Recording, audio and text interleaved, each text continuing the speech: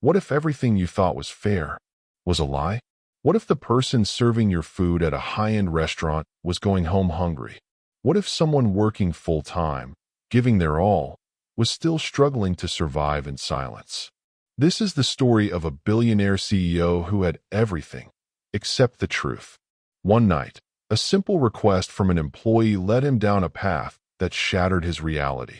What he discovered changed his life forever. Stick with us until the end of this powerful story. Tell us in the comments where you're watching from. And if you love inspiring stories told, don't forget to subscribe for more. The soft hum of the city skyline buzzed outside Malcolm Hayes' office window, the distant sounds of honking horns and the muffled chatter of pedestrians below creating a backdrop of life that felt worlds apart from the quiet, opulent space he occupied. The room was bathed in warm, ambient lighting, the scent of imported leather and aged whiskey lingering in the air from the executive dinner he had hosted earlier. Malcolm leaned back in his chair, loosening the silk tie that had been hugging his throat all evening. It had been another successful night of business talk and fine dining, an evening where he had barely touched his filet mignon, too engrossed in the swirling conversation of numbers, projections, and expansions. With a sigh, he reached for his tablet, preparing to skim through end-of-day reports before heading home. Routine approvals, budget allocations, new hire verifications, the usual administrative clutter that his team could handle. He scrolled mindlessly, his thoughts already drifting toward the comfort of his penthouse and the rare bottle of scotch waiting for him. But then, one request stopped him cold. Would it be possible to take home any leftover food after my shift? Malcolm blinked, rereading the request, expecting, hoping that he had misunderstood.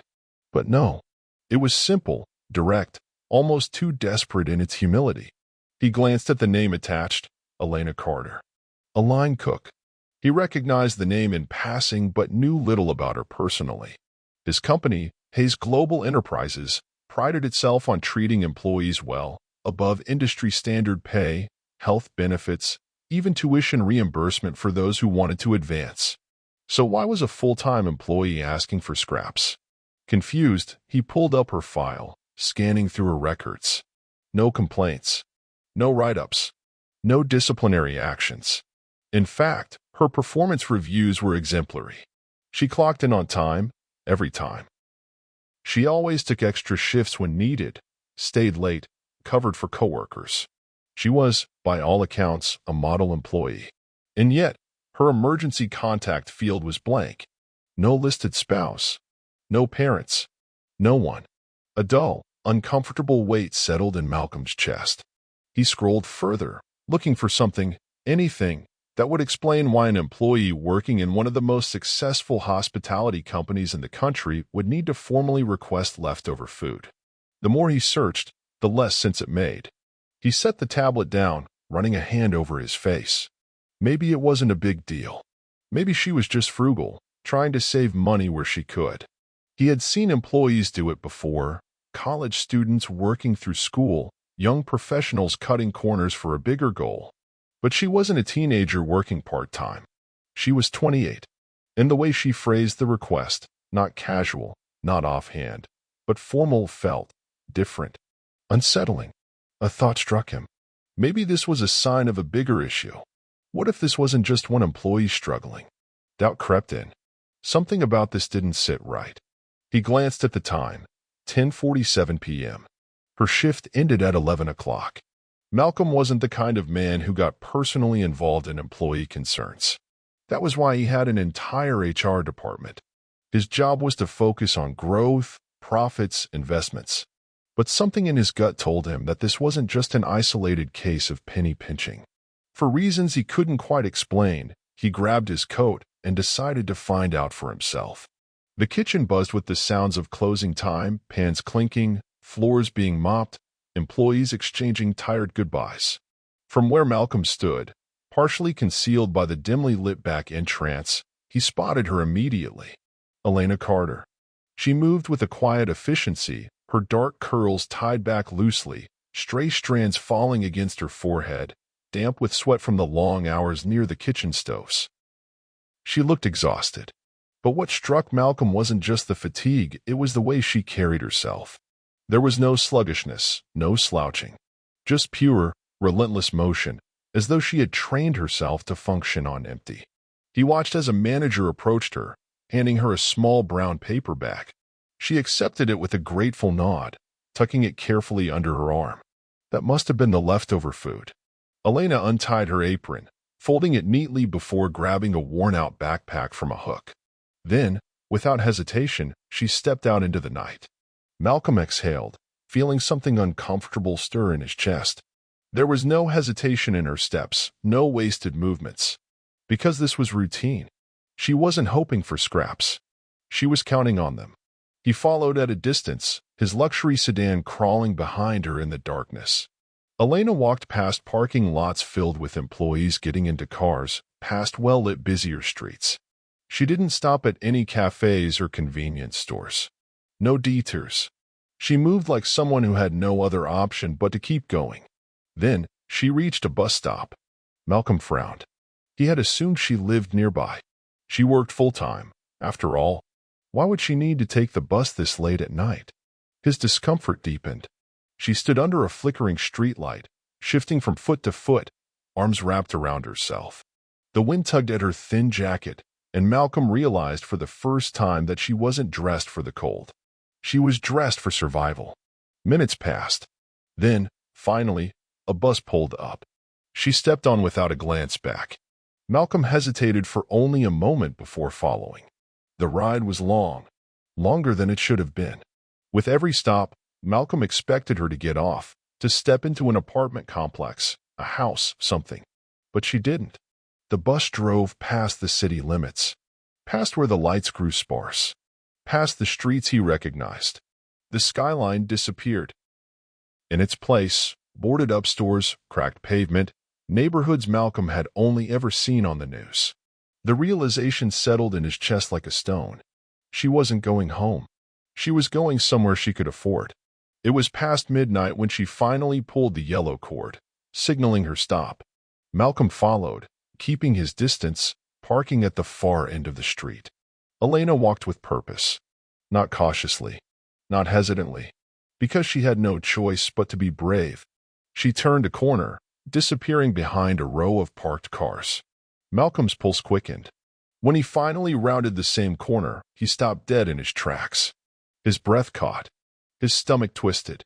Because in front of him, beneath the sickly glow of a street lamp, wasn't an apartment. It wasn't even a small house. It was a motel. A rundown, crumbling, roach-infested place where people lived when they had no other choice. And Elena Carter had just unlocked the door to one of its rooms. Malcolm sat in stunned silence, his grip tightening around the steering wheel.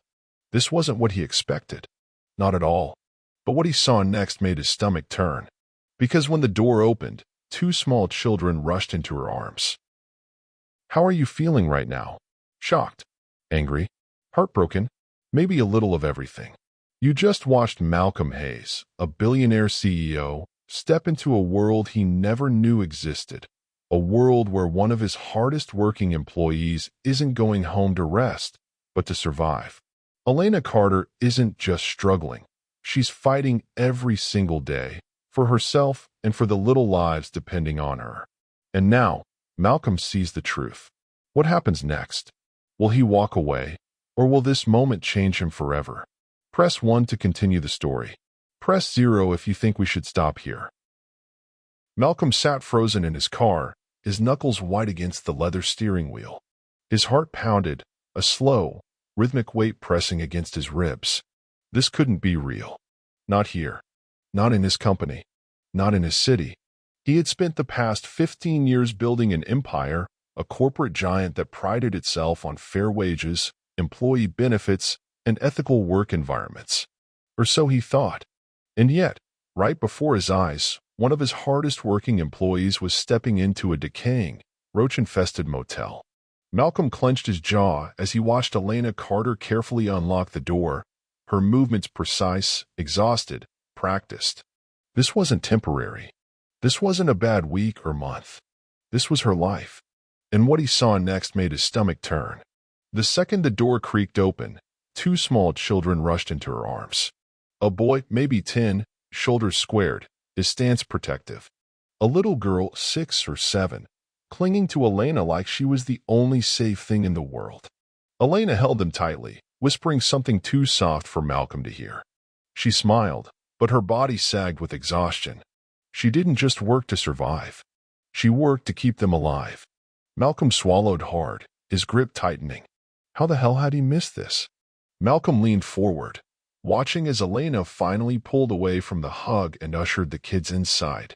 A moment later, the dim motel room light flickered on, revealing stained walls, a sagging mattress in the corner, and the peeling remnants of a life barely held together.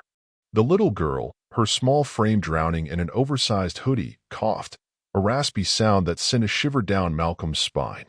Elena didn't hesitate. She dug into the paper bag she had brought home from work, pulling out a few cold scraps of food, a half-eaten sandwich, a leftover side of fries, and a few dinner rolls. Her hands moved quickly, splitting the food onto 2 paper plates. But something made Malcolm frown. There were 3 people in that room. She only made 2 plates. His stomach twisted. Elena wasn't eating. She was pretending. As her children devoured the food, she smiled, nodding encouragingly, moving the empty takeout box around like she was about to eat from it. But she never took a bite. Malcolm clenched his fists. This wasn't a one-time thing. This was a pattern, a survival tactic. And the kids, they knew. Because when the boy, Jackson, finally slowed down, he stared at her plate and whispered, "Mama, you didn't eat at work, did you?" For a fraction of a second, Elena's face changed. The smile faltered, her shoulders stiffened. Then, as quickly as it had cracked, she patched it back up. She tousled his hair, her voice light. "Fake. I did, baby. You don't have to worry about me." Jackson didn't argue. He just looked down, quietly chewing, as if he was used to the lie. Malcolm sank back into his seat, exhaling sharply. This was worse than he had imagined. This wasn't just financial struggle. This was starvation. This was a mother breaking herself apart so her children could have just enough to keep going. And here he was, a billionaire who had just spent $500 on a steak dinner, barely finishing half. The realization made his stomach churn. He had spent years in board meetings, signing off on wage structures, approving salary reports, boasting about how well-paid his employees were. Yet somehow, he had created a system where a full-time worker still couldn't afford to eat. Malcolm had never known hunger. Not real hunger. He had grown up with wealth, privilege, certainty. Food had always been a luxury he never had to think twice about. But Elena? Elena Carter had to think about food every single day. And worse, she had to choose. Malcolm inhaled sharply, forcing himself to focus. He needed to understand. So he pulled out his phone and started retracing her steps. How long had she been taking this bus? How far was she traveling every night? He tapped on the GPS history of his company's employee shuttle, a program he had created for staff convenience. Elena had never used it. Not once. Instead, she walked. Every night after work, she walked past the parking lot full of employees driving home. She walked past grocery stores she couldn't afford to shop at. She walked past the places where people lived, really lived, where lights were warm, doors locked safely, and dinner was always waiting on the table. And then, after all that walking, she sat at a bus stop, waiting for the only ride she could afford. A 2-hour journey to a motel room where her kids waited in the dark, hungry, hoping she'd come home with food. Malcolm felt his throat tighten. This wasn't just struggle. This was a system that had set her up to fail. A system he was responsible for. The motel room light flickered, then shut off. Inside, Elena tucked her children into bed. No bedtime stories. No kisses goodnight. Just exhaustion. Jackson curled up near his little sister, watching their mother with quiet, careful eyes. He knew. He understood, even if she didn't say it. He was old enough to realize that his mother was breaking herself piece by piece to keep them alive. Malcolm gritted his teeth, anger boiling beneath his skin. Not at Elena, not at Jackson, but at himself, at his company, at the ugly, broken system that allowed a woman like her to work herself to the bone and still go to bed hungry. He had never paid attention before, but now he saw everything, and he couldn't unsee it. Malcolm didn't go home that night. He couldn't. Instead, he sat in his car, watching the motel fade into darkness. His hands were still gripping the steering wheel, but his mind was racing. How had this happened? How many other employees were like Elena? How many times had he walked past someone starving in silence, too absorbed in his own world to notice? The numbers, the reports, the payroll structures, they were just ink on paper. But this was real. And for the first time in a long time, Malcolm felt something he hadn't felt in years. Guilt. Not the kind you shove aside. Not the kind you fix with a corporate donation. The kind that gnaws at you, claws at your chest, refuses to let you sleep. The kind that demands you do something. Now, Malcolm pulled out his phone. He scrolled through his contacts, his pulse hammering. Then he pressed call. The voice on the other end was groggy. "Sir? It's past midnight. Is everything okay?" Malcolm's voice was sharp, cold, unwavering. "No, everything is not okay." A pause. Then confusion. "What do you mean?"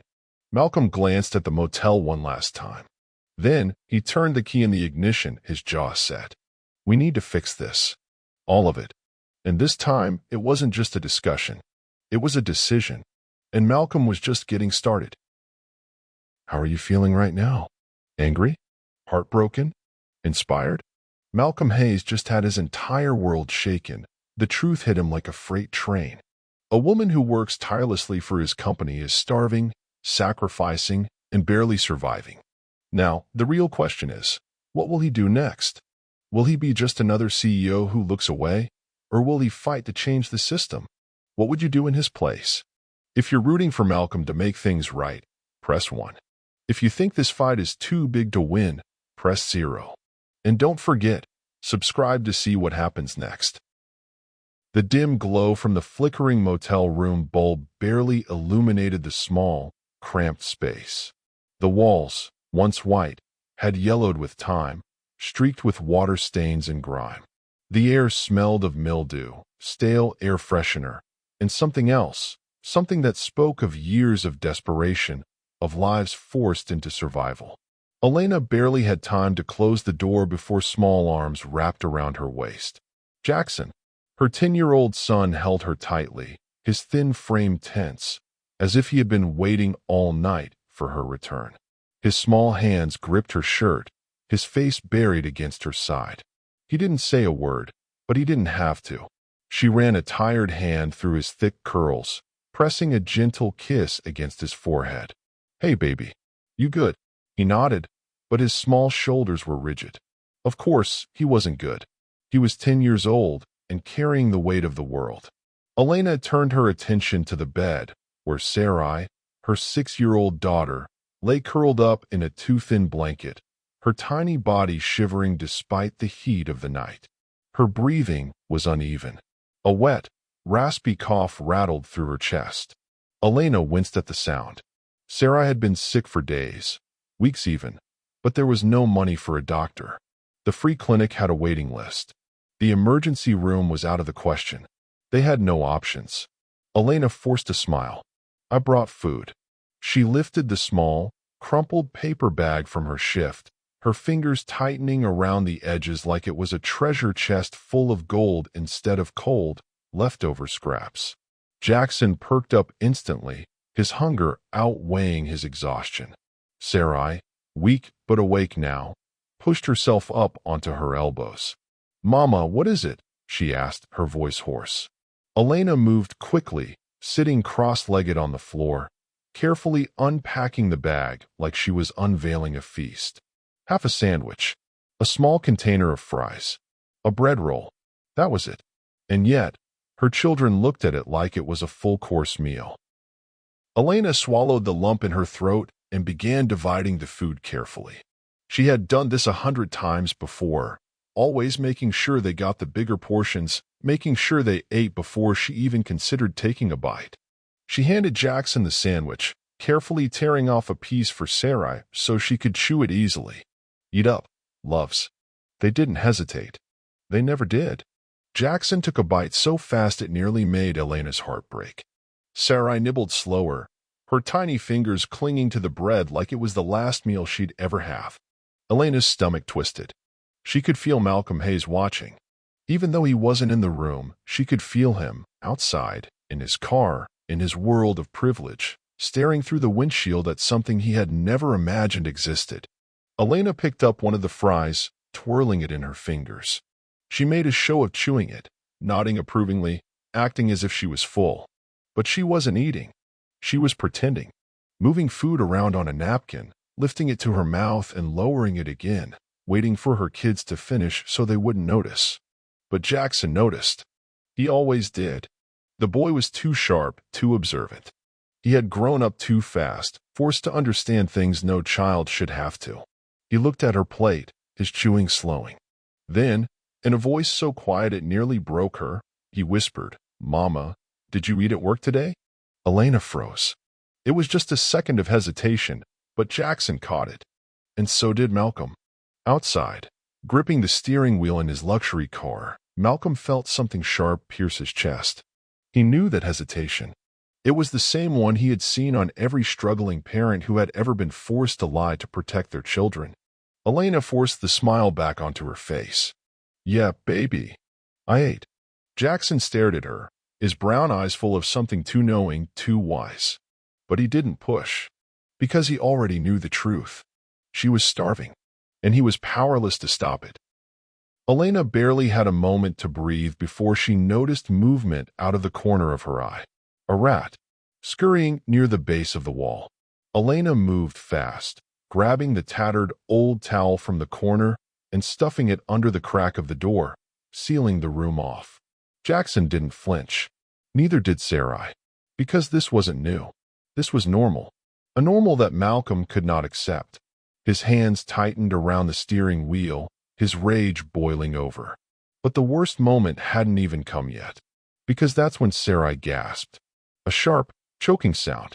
Elena's head snapped toward her daughter, just in time to see her tiny body trembling, her small chest rising too fast. An asthma attack. Panic shot through Elena like lightning. She lunged for the duffel bag near the mattress, her hands shaking violently as she unzipped it. Digging, searching. The inhaler. Her fingers found it. She pulled it out, pressed it into Sarai's small hands, forced down the terror threatening to consume her. "Breathe, baby. Come on, just like last time." Sarai's hands shook as she pressed the inhaler to her lips. Nothing. It was empty. Elena's stomach dropped. No, no, no. She frantically shook it, as if that would magically refill the empty canister. She pressed it to her daughter's lips again, whispering desperate reassurances she didn't believe. "Come on, baby, breathe. Please, God, let her breathe." Sarai's small hands clutched at her chest, her body struggling. Jackson's face had gone pale. And outside, Malcolm Hayes was gripping the steering wheel so tightly his hands ached. His heart was hammering, his breath uneven. This wasn't just poverty. This was a crisis. This was life and death. Elena held Sarai tightly against her chest, rocking her, her voice breaking. "I can't lose her." And in that moment, Malcolm knew. He couldn't walk away. Not now. Not ever. Malcolm sat there, heart racing, rage and guilt clawing at his insides. He had spent his whole life believing he was a good man. A fair businessman. A leader who took care of his employees. But now? Now, he knew the truth. He had failed. The entire system was broken, and he was a part of it. The salary reports, the employee benefits, the polished press releases, they were all meaningless. Because right here, right now, one of his best employees was starving. Her children were starving, and he had never noticed. The thought made him sick. He had to fix this. All of it. Malcolm exhaled shakily, reaching for his phone. He dialed a number. It rang twice before a voice answered groggily. "Sir?" "It's almost 1 a.m. Malcolm's voice was ice cold. "Listen carefully. We're changing everything." A pause. Then confusion. "What do you mean, sir?" Malcolm's gaze remained locked on the motel. Malcolm Hayes had spent years building an empire. Yet, for the first time, he felt like a stranger in his own company. The drive back to his penthouse felt like a blur. The images of Elena and her starving children wouldn't leave his mind. Every red light, every passing street lamp, every luxury car that pulled up beside him only reminded him of the unfair, unbearable contrast. He was a billionaire, and one of his employees, a woman who had dedicated years to his company, was starving.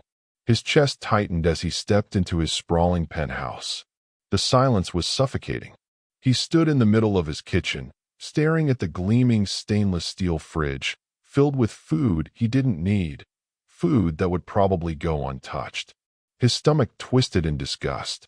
An hour ago, he had watched a mother fake eating so her children wouldn't worry.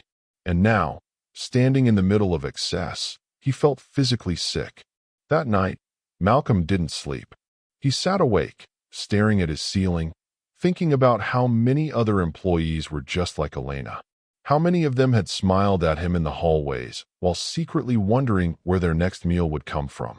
And worst of all, how had he never noticed? The next morning, a warpath by 7 a.m., Malcolm was in his office. His team wasn't ready for him. He wasn't his usual calm, composed self. He was furious. The moment his assistant walked in, startled by his early arrival, he fired off the first command. Call HR, accounting, and operations. Get them in here. Now. His assistant blinked. Sir, they don't, now. There was no room for negotiation. Within 30 minutes, his top executives sat in the boardroom, confused and whispering amongst themselves. They had no idea what was coming. Malcolm didn't waste time. He slammed a thick folder onto the table. The internal audit had already begun. The ugly truth comes out: the numbers spoke for themselves. Employees of color? Consistently underpaid compared to their white counterparts. Even with the same experience. Overtime pay? Regularly adjusted to avoid full payouts. Meal policies? Any unsold food at the company's restaurants was thrown away instead of given to workers. Scheduling? Minority employees were often given the worst shifts, forced into exhausting hours. And Elena? Her wages, even with overtime, weren't enough to afford stable housing. Malcolm's fingertips dug into the table. He forced himself to breathe. Then his voice came out cold. Sharp. Deadly. Why are my employees starving? Silence. His team shifted uncomfortably, glancing at each other, avoiding his gaze. Until one man had the audacity to smirk. Confronting the corruption, Ronald Prescott, the vice president of operations, a man Malcolm had trusted for years to handle company policies, employee satisfaction, and workplace ethics. And yet, Prescott leaned back in his chair, completely unbothered. Sir, you're acting like this is some big revelation, he said, his voice dripping with arrogance. Malcolm's jaw tightened. Prescott shrugged. They knew what they signed up for. The room went still. Malcolm felt something boil inside him. A deep, primal kind of rage. A kind he had never felt before. Because Prescott wasn't just dismissing Elena's suffering. He was dismissing all of them. All the workers who had broken their backs for this company. All the employees who had sacrificed their time, their health, their dignity, only to be tossed aside like they were disposable. Malcolm's hands curled into fists. And yet, Prescott wasn't done. I mean, it's not like we forced them to work here, Prescott continued casually. If they don't like the wages, they can go somewhere else. That was it. That was the final straw. Malcolm stood, his chair scraping violently against the floor. The entire room flinched. Get out. Prescott frowned, confused. Sir. Malcolm's voice was like ice. Unmovable. Unforgiving. You're fired. The room erupted into stunned silence. Prescott's smirk faded. You can't be serious. Malcolm stepped closer, his voice low, deadly. You sat here and admitted that you let my employees suffer. You manipulated their wages. You forced good, hard-working people into poverty. You think I'm going to let that slide? Prescott paled. You're done here, Malcolm said. Security will escort you out. Before Prescott could argue, Two security officers stepped into the room. They had already been waiting. Malcolm's assistant, having anticipated his decision, had called them the second Prescott opened his mouth. Prescott stood, face flushed with anger and humiliation. "This is a mistake," he hissed. Malcolm didn't blink. "The only mistake I made was trusting you." Security grabbed Prescott's arm. He jerked away. "This company is going to crash without me," Prescott sneered. "You can't run it without cutting corners." Malcolm tilted his head. And then, for the first time, he smiled. Not his usual, polished executive smile. No. This smile was pure destruction. "Watch me." Prescott's face twisted in rage. But it didn't matter. Because he was gone. And Malcolm? He was just getting started. The room was silent as the doors slammed shut behind Prescott. Malcolm turned back to the table, his gaze sweeping over the remaining executives. His voice was calm but dangerous. "This isn't just about one person. This is a system-wide failure." No one spoke. So he kept going. "I want a full restructuring. Effective immediately." More silence. Then, someone finally found their voice. "Sir, what exactly do you mean by restructuring?" Malcolm leveled his gaze. "I mean, everything changes." And then he started listing off the new orders. Minimum wages across all locations? Raised. Overtime? Paid fully. No more manipulations. Food waste policy? Abolished. Any unused food gets packaged and given to employees. An internal hotline? Established so employees can anonymously report unfair treatment. And then, the final order. The next time one of my employees has to fake eating so their child doesn't worry, someone's getting sued. His voice rang through the boardroom. No one dared challenge him. Because Malcolm wasn't just issuing orders. He was declaring war. And for the first time in his life, he wasn't fighting for profits. He was fighting for his people. Back at the restaurant, Elena Carter was exhausted. She had barely slept. She had no idea that, just a few miles away, Malcolm Hayes had just burned the system to the ground. She had no idea that everything, her pay, her future, her ability to feed her children, was already changing. All she knew was that she had to survive another day. And that was exactly why Malcolm was going to war for her. Because survival shouldn't be the only option. For Elena. For Jackson. For Sarai. For every single worker who had ever suffered in silence. And he wasn't done yet. The changes happened immediately. By noon, new policies were drafted. By the afternoon, they were approved. By the time Malcolm left the office that evening, every employee in his company was now guaranteed a livable wage. And for Elena Carter, everything changed.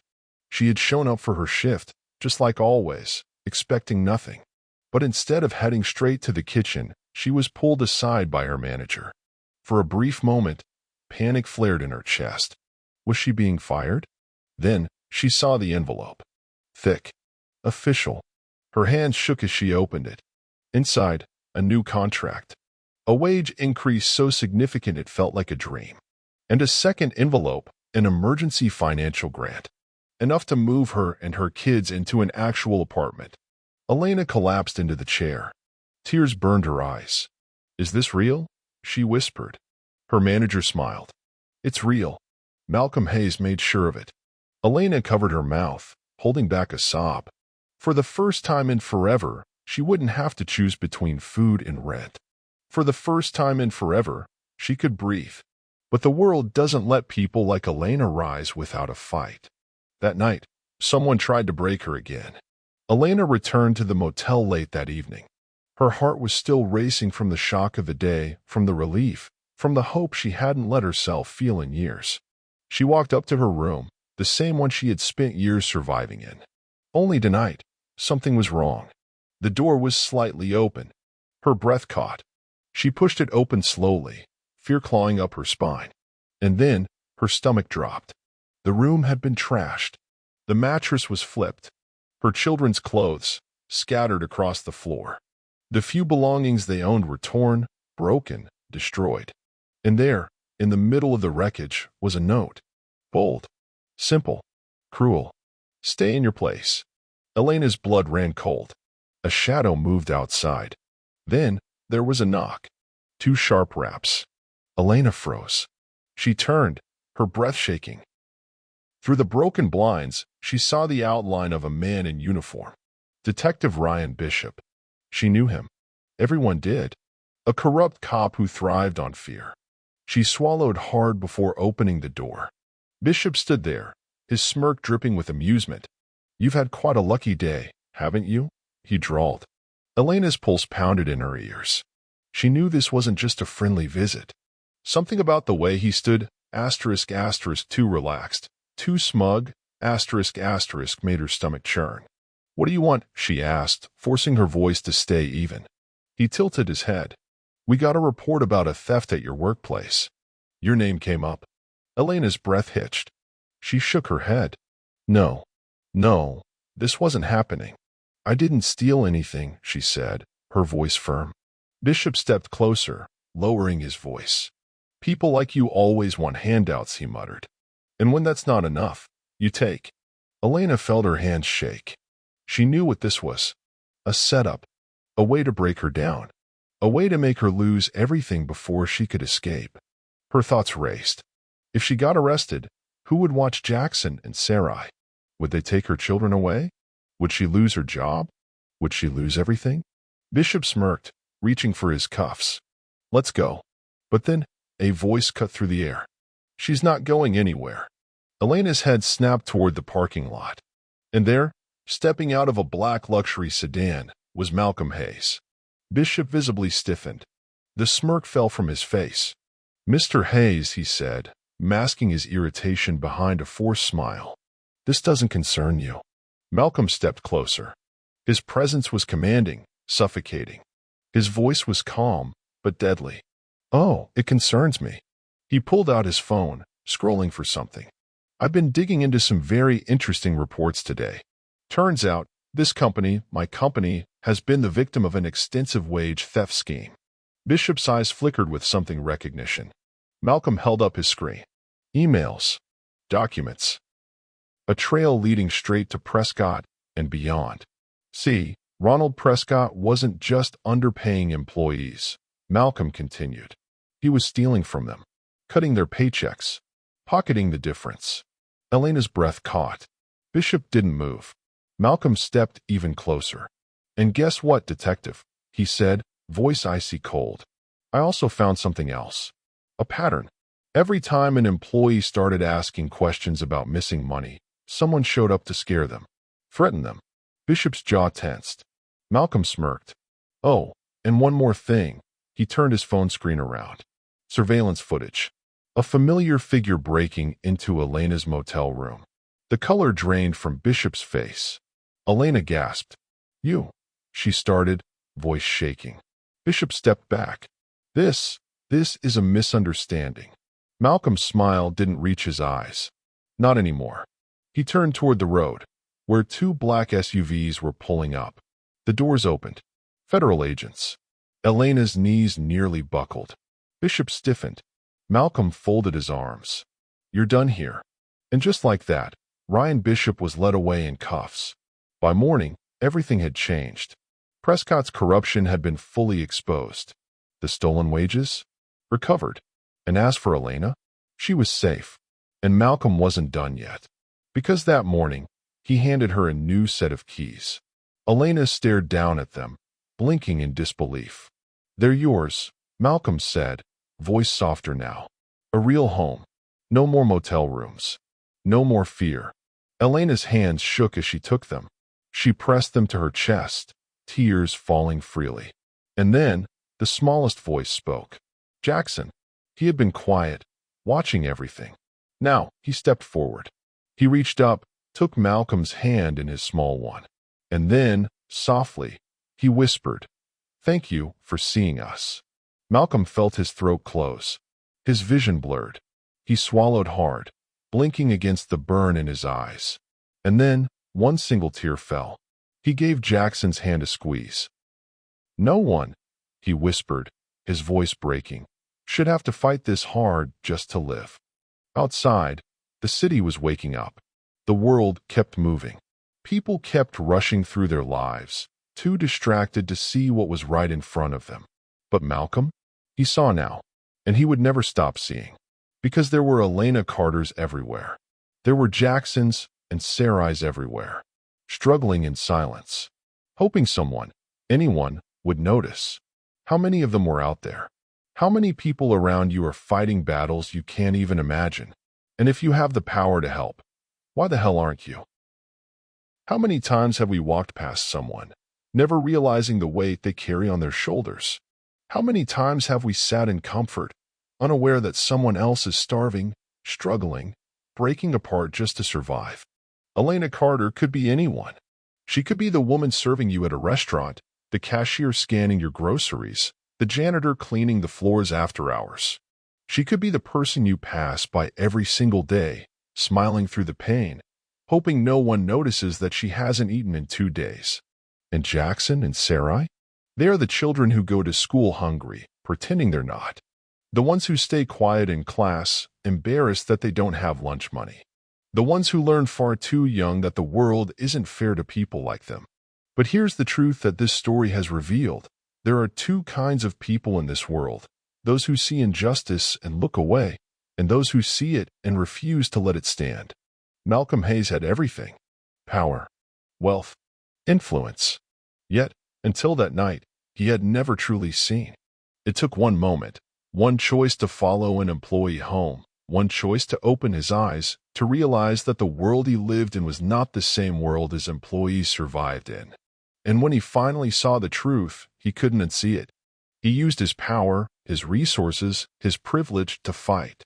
He stood up for the ones who had been ignored, for the workers who had been silenced, for the families who had been broken by a system designed to keep them struggling.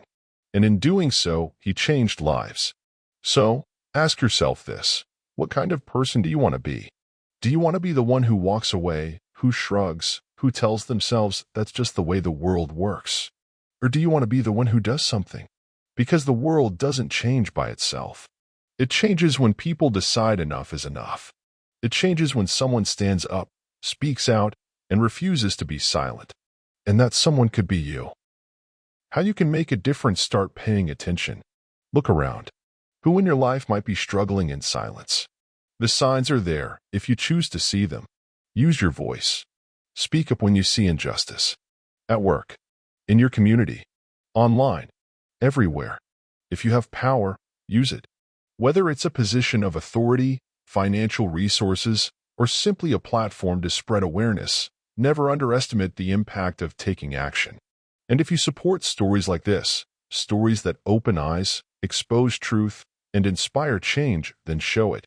If this story moved you, press like to support the fight for justice. And if you believe more people need to hear stories like this, subscribe and turn on the notification bell so you never miss a new video. Because this isn't the end. This is just the beginning. Together, we can change the world, one story at a time.